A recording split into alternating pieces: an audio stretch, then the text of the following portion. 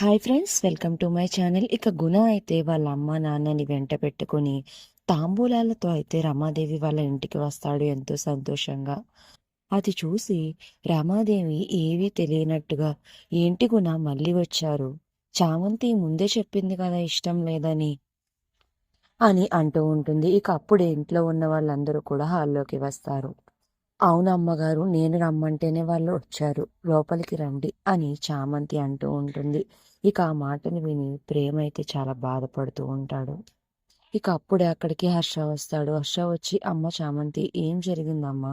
మొన్న నువ్వే కదా ఇష్టం లేదు అన్నావు అని అయితే అంటూ ఉంటాడు. లేదు బాబు గారు, నేనే రమ్మంటేనే వాళ్ళు వచ్చారు అని చామంతి అంటూ ఉంటుంది. అమ్మ చామంతి, నేను నీతో మాట్లాడాలి, ఒకసారి ఇటు రా అని చామ్ని హర్ష అయితే పక్కకి రమ్మని పిలుస్తాడు. అప్పుడు రమాదేవి, హర్ష ఏంటి విషయం అని రమ అడుగుతూ ఉంటే, నువ్వు ఆగు రమ, ఒక 10 నిమిషాలు సైలెంట్గా ఉండు అని అంటూ ఉంటాడు హర్ష. ఇక హర్ష అయితే చామ్ని పక్కకి తీసుకుని వెళ్ళి, అమ్మ చామంతి చెప్పు, నీకేదైనా సమస్య ఉంటే నాకు చెప్పు. మొన్న నువ్వే కదా నాకు ఈ పెళ్లి ఇష్టం లేదు అన్నావు. నిన్నెవరైనా ఇబ్బంది పెట్టారా? అసలు విషయం ఏంటో తెలిస్తేనే కదా నేను ఏదైనా చేయగలను అని అయితే అంటూ ఉంటాడు.